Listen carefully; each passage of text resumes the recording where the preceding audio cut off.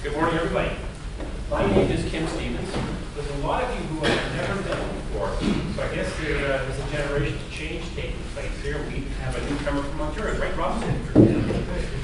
So, I guess we have about 2/3 of the people who are actually registered for today. But what's really good is we have a pretty broad representation in terms of municipalities. There were supposed to be 6 representatives of 16 municipalities here. We not only include Metro Vancouver region, but also 3 from the Fraser Valley. So in the back of the room, we got Chilliwack and Mission and Abbotsford. So that's really good. And I hope that Dave Newen from Gibson was going to come, because that would have given you a second chance to have a conversation about Gibson's experience. But it looks like he hasn't made it yet, so we may not see him. So in a matter of 5 minutes or so, I will ask you to introduce yourselves, but just want to do a bit of a warm-up first. And my name is Kim Stevens. I'm the Executive Director of the Partnership for Water Sustainability. And in terms of the team today, there's actually 3 of us. So Jim Dumont, our Engineering Applications Authority. And we're going to take you to Ted Van Kulik, the President of the Partnership, formerly the Senior Engineer in the Ministry of Agriculture. So well known to anybody in water. So to lead in, and before I actually speak to the slide, I want to share something. On April 24th, I suffered a stroke. Now the good news is I'm fully recovered. In fact, I think I'm better than I was before, both mentally and physically. But the neurologist, and I should say that I live on Bowen Island, so when you have that kind of medical problem, it's not as straightforward as if you're living in close to a hospital. So suffice to say, ambulance, water taxi, ambulance, and they're waiting with the CAT scan when I got there, and with 20 minutes to go in that 4-hour window, they said, we're ready to inject the wonder drug. So, and the wonder drug worked. So that's the good news story. But it was a conversation that took place afterwards. The neurologist said to me, Kim, you've dodged a bullet, and secondly, what will you do differently going forward? And the reason I wanted to share that story was because it really ties back into our climate is changing. And think about this summer and the drought and the fact that we did dodge a bullet, and you think most people have forgotten already how critical it was.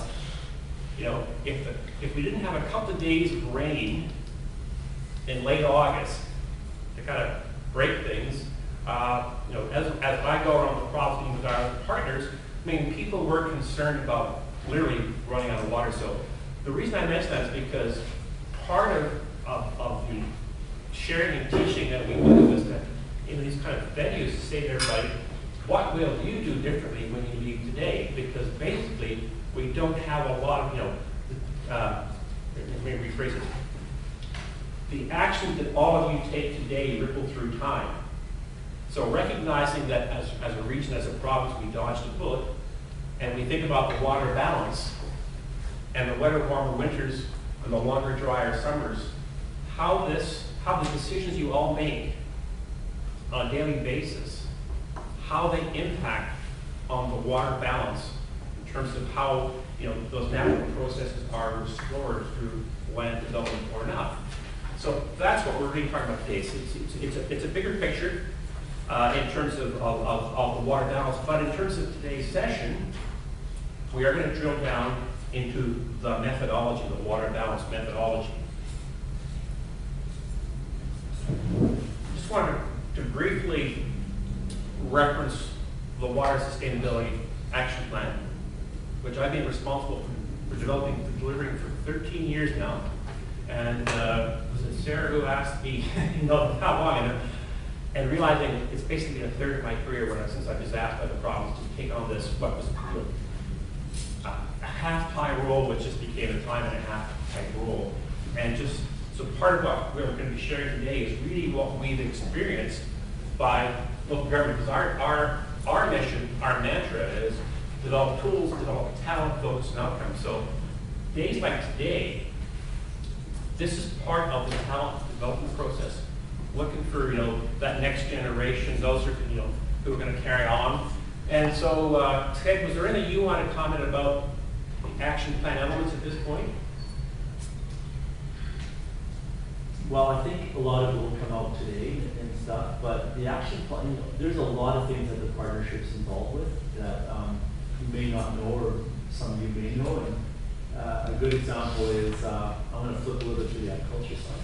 Yeah. When I was with the province, we developed the tool. Stephanie and myself called it Ag Water Demand Model, and the partnership is now helping the province expand that, and we're expanding it to the entire province, including Peace River.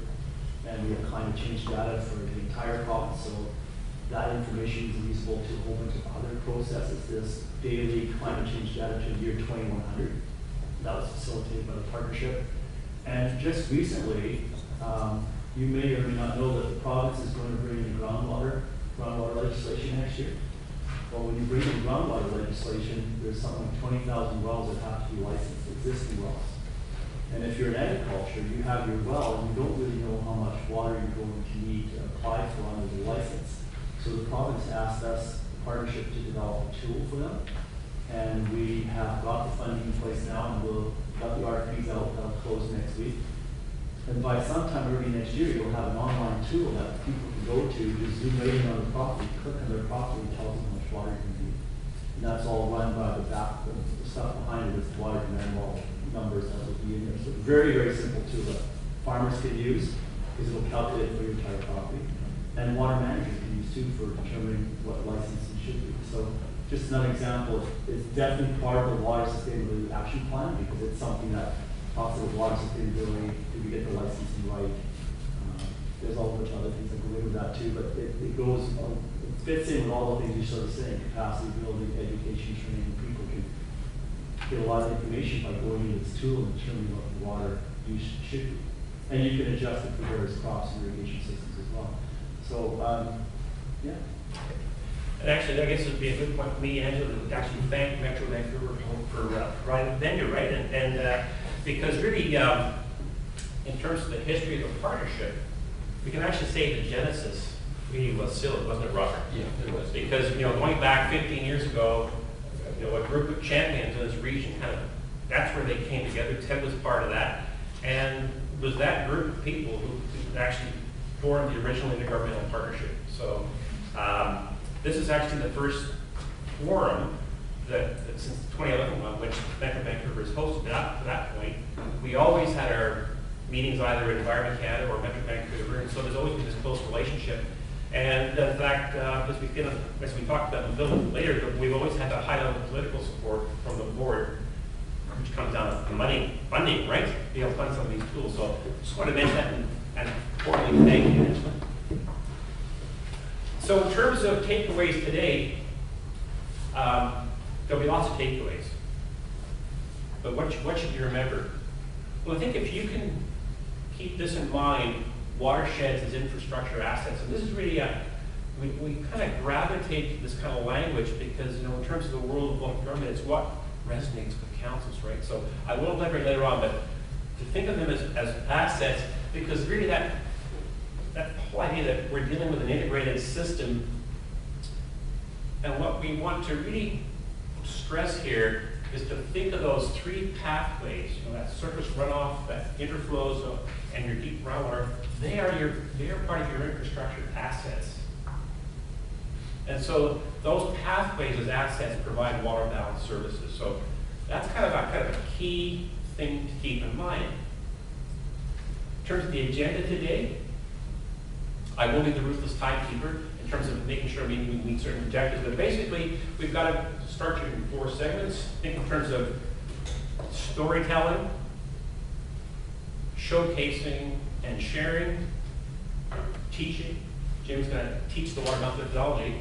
And then, fourth part, really, I call it really, it's for the record, because today, actually, we're calling this our event on record for release of Beyond the Guide for 2015. So I think a few of you did download the link on September 10th. I did say, or no, remember it was, I did say that I would share the link in advance of the meeting. So I see Ed and I here. So Rob, you must have downloaded it. Good. Yeah. Good.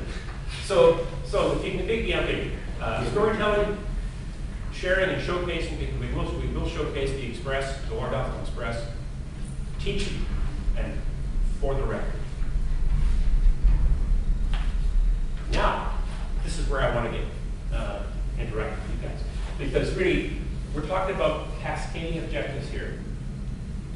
To think in terms of watershed health, how that drops down in terms of resilient rainwater management and sustainable service delivery. Sustainable service delivery, call it the new buzzword or what, but that's what's driving a lot of things in local government this year. And so really what we hope is that by the end of the 3 hours, you will be inspired. But right now, we need to know more about you, because I said a lot of faces in this crowd are new to me, they're new to Ted, they're new to Jim. So I posed 3 questions here. What is your passion? What do you wonder? What are your expectations for today? So I'm not saying you have to answer all 3 questions, Andy, but I want to go around the room and think of this, because what you tell us will influence what we say and how we say things today. So, you want to go first?